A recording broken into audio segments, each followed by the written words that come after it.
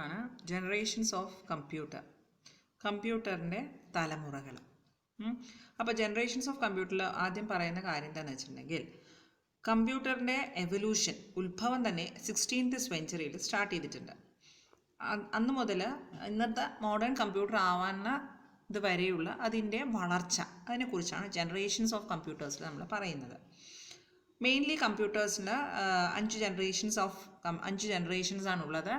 ആദ്യത്തെ programmable computer മുതൽ ഇന്നത്തെ ലേറ്റസ്റ്റ് ആർട്ടിഫിഷ്യൽ ഇൻ്റലിജൻസ് വരെയുള്ള 5 ജനറേഷൻസ് ആണ് മെയിൻലി ജനറേഷൻസ് ഓഫ് കമ്പ്യൂട്ടറിൽ പറയുന്നത്. ഓരോ ജനറേഷനും വ്യത്യസ്തപ്പെടുന്നത്, അതായത് നമ്മൾ പറഞ്ഞു 5 ജനറേഷനുണ്ട്. നമ്മൾ ചെറിയ ക്ലാസ്സസിൽ കേട്ടിട്ടുണ്ടാവും അല്ലേ? First generation, second generation, third generation അല്ലേ? അപ്പോൾ ഈ ഓരോ ജനറേഷനും വ്യത്യസ്തമാവുന്നത് അതിൻ്റെ അകത്ത് യൂസ് ചെയ്യുന്ന ടെക്നോളജി യൂസ് ചെയ്തിട്ടാണ്.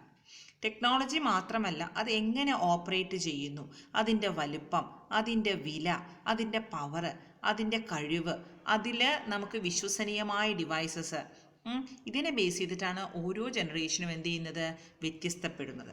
അപ്പോൾ ജനറേഷൻസ് ഓഫ് കമ്പ്യൂട്ടേഴ്സിൽ കമ്പ്യൂട്ടറിൻ്റെ ഉത്ഭവം 16th സെഞ്ച്വറിയിൽ തുടങ്ങി ഇന്നത്തെ നിലയിൽ വരെ എത്തിയിട്ടുണ്ട്. അവരെ ഫസ്റ്റ് ജനറേഷൻ ആദ്യം തുടങ്ങും എങ്ങനെയാണ്, from the first programmable computer, program store ചെയ്യാൻ പറ്റുന്ന കമ്പ്യൂട്ടർ മുതൽ, അല്ലെങ്കിൽ പ്രോഗ്രാം ചെയ്ത് സെറ്റ് ചെയ്ത് വെക്കാൻ പറ്റുന്ന കമ്പ്യൂട്ടർ മുതൽ ഇന്നത്തെ ലേറ്റസ്റ്റ് ആർട്ടിഫിഷ്യൽ ഇൻ്റലിജൻസ് വരെയുള്ള കമ്പ്യൂട്ടർ വരെ എത്തി നിൽക്കുകയാണ് നമ്മൾ അല്ലേ? അപ്പോൾ ഓരോ ജനറേഷനെയും എങ്ങനെ വേർപെടുത്തിയിരിക്കുന്നത്, എങ്ങനെയാണ് വ്യത്യാസപ്പെടുത്തിയിരിക്കുന്നത്, അവരെങ്ങനെയാണ് ഈച്ച് ജനറേഷൻ ഇസ് ഡിസ്റ്റിങ്വിഷ്ഡ് അല്ലെങ്കിൽ ക്യാരക്ടറൈസ്ഡ്, അവരെ വേർതിരിക്കുന്നത് അവരുടെ അകത്ത് യൂസ് ചെയ്യുന്ന ടെക്നോളജി യൂസ് ചെയ്തിട്ടാണ് അല്ലേ? അതിൻ്റെ അകത്ത് യൂസ് ചെയ്യുന്ന ടെക്നോളജി അനുസരിച്ചാണ് ഓരോ ജനറേഷനും വ്യത്യസ്തപ്പെട്ടിരിക്കുന്നത്. അതെങ്ങനെയാണ് ആ ടെക്നോളജി വ്യത്യസ്തപ്പെടുന്നതെന്ന് വെച്ചിട്ടുണ്ടെങ്കിൽ, അതെങ്ങനെയാണ് ഓപ്പറേറ്റ് ചെയ്യുന്നത്. ഫസ്റ്റ് ജനറേഷൻ കമ്പ്യൂട്ടറിൽ ഓപ്പറേറ്റ് ചെയ്യുന്ന പോലെ ആകില്ല സെക്കൻഡ് ജനറേഷനിൽ. സെക്കൻഡിലുള്ള അതേ സൈസ് ആയിരിക്കില്ല തേർഡിലുണ്ടാവുന്നത്. അപ്പോൾ അതെങ്ങനെ ഓപ്പറേറ്റ് ചെയ്യുന്നു, അതിൻ്റെ സൈസ്, അതിൻ്റെ വില, അതിൻ്റെ പവർ, അതിൻ്റെ കഴിവ് മാത്രമല്ല, അതിൻ്റെ അകത്ത് നമ്മൾക്ക് റിലയബിൾ വിശ്വസനീയമായിട്ടുള്ള ഡിവൈസസ്, നമുക്ക് ഇത് ഡാറ്റയിൽ സ്റ്റോർ ചെയ്ത് കുറച്ച് നേരം കഴിഞ്ഞത് ഓഫായി പോകണമെങ്കിൽ പിന്നെ അതിൽ കാര്യമില്ല അല്ലേ? ഡാറ്റ സ്റ്റോർ ചെയ്ത് നമുക്ക് യൂസ് ചെയ്യാൻ കഴിയണം. അപ്പോൾ കമ്പ്യൂട്ടറിൻ്റെ ജനറേഷൻസ് തുടങ്ങുന്നത് ആദ്യത്തെ പ്രോഗ്രാമബിൾ കമ്പ്യൂട്ടർ മുതൽ ഇന്ന് കാണുന്ന ആർട്ടിഫിഷ്യൽ ഇൻ്റലിജൻസ് വരെയുള്ള കമ്പ്യൂട്ടറാണ്. അതിനെ വേർതിരിക്കുന്നത് അതിൻ്റെ അകത്ത് യൂസ് ചെയ്യുന്ന ടെക്നോളജി യൂസ് ചെയ്തിട്ടാണ്.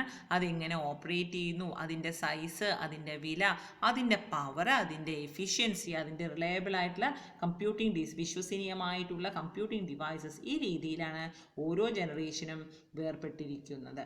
അപ്പോൾ നമ്മൾ പറഞ്ഞു എത്ര ജനറേഷൻ ഉണ്ട്, 5 ജനറേഷൻസ് ഓഫ് കമ്പ്യൂട്ടേഴ്സ് ഉണ്ട്. അപ്പോൾ നമുക്ക് 5 ജനറേഷൻസ് ആണ്. ഏതൊക്കെ ജനറേഷനാണ്? First generation computer, first generation 1G എന്ന് പറയുന്ന ജനറേഷൻ എപ്പോഴാണ് സ്റ്റാർട്ട് ചെയ്യുന്നത്? 1940 മുതൽ 1956 വരെ. സെക്കൻഡ് ജനറേഷൻ കമ്പ്യൂട്ടേഴ്സ് 1956 മുതൽ 1963. അപ്പോൾ ഫസ്റ്റ് ജനറേഷൻ്റെ കമ്പ്യൂട്ടറിൽ എന്തൊക്കെയോ പോരായ്മകൾ ഉണ്ടായിരുന്നു അല്ലേ? അതാണ് എവിടെ റെക്ടിഫൈ ചെയ്തത്? സെക്കൻഡ് ജനറേഷനിൽ അത് ക്ലിയർ ചെയ്തത്. ഇനി സെക്കൻഡ് ജനറേഷനിൽ കഴിഞ്ഞ ശേഷം അതിൽ കുറേ പോരായ്മകളുള്ളത് ഫില്ല് ചെയ്തു. തേർഡ് ജനറേഷൻ കമ്പ്യൂട്ടർ 64 മുതൽ 71 വരെ. 71 മുതൽ ഇന്നത്തെ കാലം വരെയുള്ള കമ്പ്യൂട്ടേഴ്സ് ഫോർത്ത് ജനറേഷൻ കമ്പ്യൂട്ടേഴ്സ് അതിൻ്റെ സ്ട്രക്ചറിലാണ് കേട്ടോ. ഇനി ഫിഫ്ത്ത് ജനറേഷൻ കമ്പ്യൂട്ടേഴ്സ് എന്ന് പറഞ്ഞിട്ടുണ്ടെങ്കിൽ പ്രസൻറ്റ് ഇനി വരാൻ പോകുന്നത് എന്ന് വെച്ചിട്ടുണ്ടെങ്കിൽ ഫോർത്ത് ജനറേഷൻ കമ്പ്യൂട്ടേഴ്സ് മുതൽ നമ്മൾ ഇന്ന് കാണുന്ന കമ്പ്യൂട്ടേഴ്സിൻ്റെ സ്ട്രക്ചറൊക്കെ ആയി ഏറെക്കുറെ. ഫിഫ്ത്ത് ജനറേഷൻ കമ്പ്യൂട്ടേഴ്സിൽ അതിൽ കൂടുതൽ എന്തൊക്കെ സോഫ്റ്റ്വെയർസ്, അതിൽ എന്തൊക്കെ പുതിയ കാര്യങ്ങൾ ഒരു കമ്പ്യൂട്ടറിനെ കൊണ്ട് നമുക്ക് ചെയ്യിപ്പിക്കാം എന്നുള്ളത് നമ്മൾ കണ്ടുവരുത്തിയത് ഫിഫ്ത്ത് ജനറേഷൻ കമ്പ്യൂട്ടേഴ്സിലാണ്. ഓക്കെ, ഇനി ഫസ്റ്റ് ജനറേഷൻ കമ്പ്യൂട്ടേഴ്സിനെ കുറിച്ചാണ് നമ്മൾ പറയാൻ പോകുന്നത്. ഫസ്റ്റ് ജനറേഷൻ കമ്പ്യൂട്ടർ ഉണ്ടാക്കിയിരിക്കുന്നത് ബിൽറ്റ് യൂസിങ് വാക്വം ട്യൂബ്സ് ആണ്. വാക്വം ട്യൂബിൻ്റെ സഹായത്തോടെയാണ് ഫസ്റ്റ് ജനറേഷൻ കമ്പ്യൂട്ടേഴ്സ് ഉണ്ടാക്കിയിരിക്കുന്നത്. ഈ ഫിഗറിൽ കാണിച്ചിരിക്കുന്ന സാധനമാണ് എന്ത്, വാക്വം ട്യൂബ് എന്ന് പറയുന്നത്. അത് വാക്വം ട്യൂബ് എന്ന് പറഞ്ഞിട്ടുണ്ടെങ്കിൽ അതിൻ്റെ പ്രത്യേകത എന്താണെന്ന് വെച്ചാൽ, അല്ലെങ്കിൽ ഒരു സീൽഡ് കണ്ടെയ്നർ, ഇതാണ് ആ സീൽഡ് കണ്ടെയ്നർ. ഈ സീൽഡ് കണ്ടെയ്നർ വാക്വമാണ്. വാക്വം പറഞ്ഞാൽ എന്താണ്? ഒന്നുമില്ലാത്ത സീൽഡ് കണ്ടെയ്നറിലേക്ക് ഇലക്ട്രിക് കറണ്ട് കടത്തിവിട്ട് അത് കൺട്രോൾ ചെയ്തിട്ടാണ് ഈ വാക്വം ട്യൂബ് ഉണ്ടായിരിക്കുന്നത്. അപ്പോൾ വാക്വം ട്യൂബിൻ്റെ യൂസ് എന്താണെന്ന് വെച്ചിട്ടുണ്ടെങ്കിൽ ട്രാൻസ്പെറൻ്റ് ആയിട്ടുള്ള ഒരു ഗ്ലാസ് കണ്ടെയ്നർ. ഇത് ഗ്ലാസ് ആണ് ഇതിൻ്റെ ഫ്രെയിം കേട്ടോ, ഗ്ലാസ് എൻവലപ്പാണ്, ഗ്ലാസ് ആണ്, ദാറ്റ് ഇസ് സീൽഡ് ആണ്. സീൽഡ് എന്ന് മനസ്സിലായി അതിൻ്റെ ഉള്ളിലേക്ക് ഒന്നും കടന്നു പോകുന്നില്ല, ഫുള്ളി വാക്വമാണ്, ഒന്നുമില്ല അതിൻ്റെ അകത്ത്. അതിലേക്ക് അതിലേക്ക് ഇലക്ട്രിക് കറണ്ട് കടത്തിവിട്ടാണ് ഈ വാക്വം ട്യൂബ് ഡിവൈസ് നമ്മൾ കൺട്രോൾ ചെയ്തിരുന്നത്. അങ്ങനെയാണിത് എവിടെ യൂസ് ചെയ്തിരുന്നത്? അല്ലെങ്കിൽ ഫസ്റ്റ് ജനറേഷൻ കമ്പ്യൂട്ടേഴ്സിലാണ് യൂസ് ചെയ്തിരുന്നത്. അവിടെ യൂസ് ചെയ്തിരുന്ന ഫസ്റ്റ് ജനറേഷൻ കമ്പ്യൂട്ടേഴ്സിൽ യൂസ് ചെയ്തിരുന്ന വാക്വം ട്യൂബുകളാണ്. ഈ വാക്വം ട്യൂബ് എന്തിനാണ് യൂസ് ചെയ്യുന്നത് വെച്ചിട്ടുണ്ടെങ്കിൽ ഒരു സീൽ ചെയ്ത കണ്ടെയ്നറിലേക്ക് എന്ത് ചെയ്യുന്നു, ഇലക്ട്രിക് കറണ്ട് കടത്തിവിട്ട് അതിനെ കൺട്രോൾ ചെയ്തിട്ടാണ് ഈ വാക്വം ട്യൂബ് ഡിവൈസ് യൂസ് ചെയ്തിരുന്നത്. ഇത് സിലിണ്ടറിക്കൽ ഷേപ്ഡ് ആയിട്ടുള്ള ഒരു ഗ്ലാസ് കണ്ടെയ്നറാണ്. ദാറ്റ് ഈസ് ഗ്ലാസ് കണ്ടെയ്നറിൻ്റെ ഉള്ളിലുള്ള സാധനം, ഈ ഗ്ലാസ് കണ്ടെയ്നർ ട്രാൻസ്പാരൻ്റ് ആണ്. അപ്പോൾ ഇതിൻ്റെ ഉള്ളിലത്തെ സാധനം നമുക്ക് കാണാൻ പറ്റും. ദാറ്റ് ഈസ് വാക്വം ആണ്. അതിലേക്ക് ഇലക്ട്രിക് കറണ്ട് കടത്തി വിട്ടിട്ടാണ് ഈ പ്രോസസ്സ് ചെയ്തിരിക്കുന്നത്. അപ്പോൾ അതിൻ്റെ അകത്ത് യൂസ് ചെയ്തിരുന്ന ഈ ഫസ്റ്റ് ജനറേഷൻ കമ്പ്യൂട്ടേഴ്സിൽ നമ്മൾ യൂസ് ചെയ്തിരുന്നത് നമ്മൾ കീബോർഡ് മൗസും ഒന്നും കണ്ടെത്തിയിട്ടില്ല. പഞ്ച് കാർഡ്, നമ്മൾ നേരത്തെ പറഞ്ഞ പോലെ ലിബിനസ് കാൽക്കുലേറ്റർ, ജാക്കോബ്സ് ലൂപ്പിലൊക്കെ നമ്മൾ എന്ത് പറഞ്ഞിരുന്നു? പഞ്ച് കാർഡ് കോൺസെപ്റ്റ് പറഞ്ഞിരുന്നു. ആ പഞ്ച് കാർഡിൻ്റെ സഹായത്തോടെയാണ് എന്ത് ചെയ്തിരുന്നത്? ഡാറ്റ ഇൻപുട്ട് ഔട്ട്പുട്ടൊക്കെ ചെയ്തിരുന്നത്. അതാണ് എന്ത്? First generation computers. ഫസ്റ്റ് ജനറേഷൻ്റെ കമ്പ്യൂട്ടേഴ്സിൻ്റെ പ്രത്യേകത എന്താ വെച്ചാൽ അവിടെ നമ്മൾ വാക്വം ട്യൂബാണ് യൂസ് ചെയ്തിരുന്നത്. ഈ വാക്വം ട്യൂബിൻ്റെ പ്രത്യേകത എന്താണെന്ന് വെച്ചാൽ ഒരു സീൽഡ് കണ്ടെയ്നറാണ്. സീൽഡ് കണ്ടെയ്നർ ട്രാൻസ്പാരൻ്റ് ഗ്ലാസ് കണ്ടെയ്നറാണ് കേട്ടോ. അതിൻ്റെ അകത്തേക്ക് ഇലക്ട്രിക് കറണ്ട് കടത്തി വിട്ടിട്ട് അതിനെ കൺട്രോൾ ചെയ്തിട്ടാണ് നമ്മൾ ഈ വാക്വം ട്യൂബ് പ്രവർത്തിപ്പിച്ചിരുന്നത്. ഇതായിരുന്നു നമ്മൾ അവിടെ യൂസ് ചെയ്ത ഫസ്റ്റ് ജനറേഷൻ കമ്പ്യൂട്ടേഴ്സിൽ യൂസ് ചെയ്തിരുന്നത്. അപ്പോൾ ഈ ഫസ്റ്റ് ജനറേഷൻ കമ്പ്യൂട്ടേഴ്സിൻ്റെ പ്രത്യേകത എന്താണെന്ന് വെച്ചിട്ടുണ്ടെങ്കിൽ ഈ ഫസ്റ്റ് ജനറേഷൻ ഇതാണ് ഫസ്റ്റ് ജനറേഷൻ കമ്പ്യൂട്ടർ എന്ന് വെച്ചിട്ടുണ്ടെങ്കിൽ ഒരു ബിഗ് സൈസാണ്, ബൾക്കി സൈസാണ്.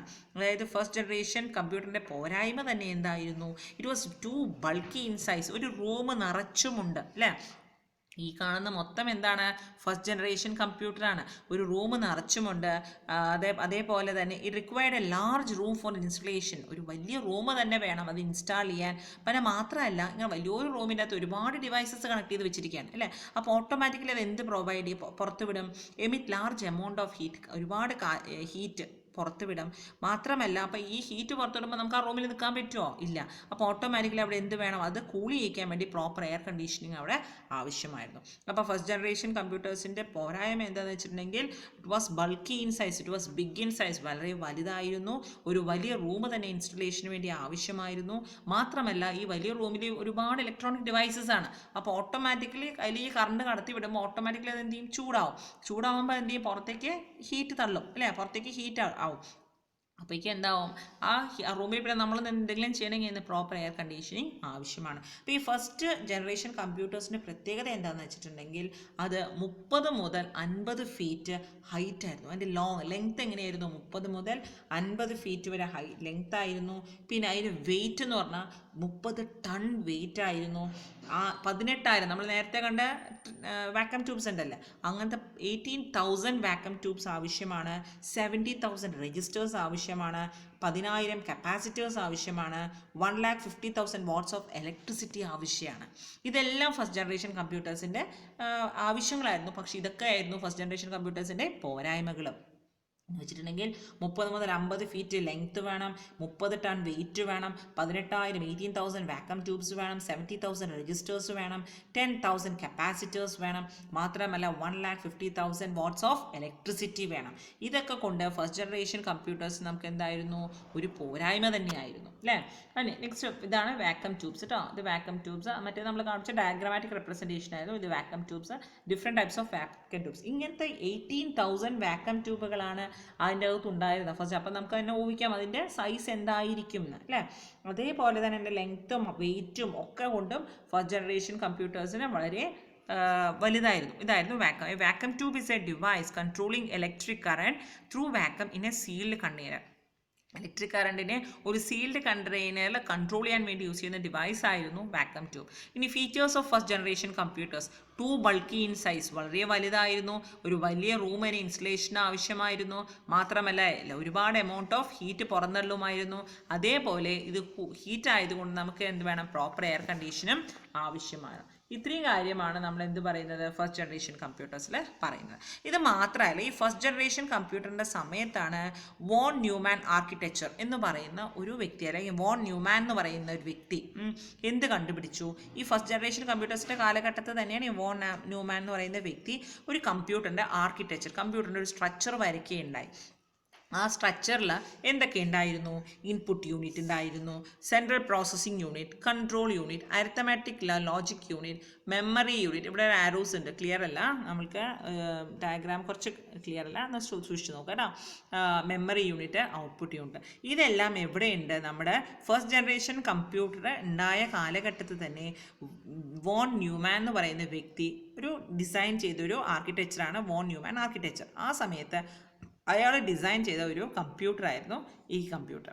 അപ്പോൾ ഇതിൻ്റെ അകത്ത് നമ്മുടെ ഇന്നത്തെ കമ്പ്യൂട്ടറിൻ്റെ എല്ലാവിധ യൂണിറ്റ്സും ഉണ്ട്. Input, output, CPU, control, ALU, memory, എല്ലാ യൂണിറ്റും ഉണ്ട്.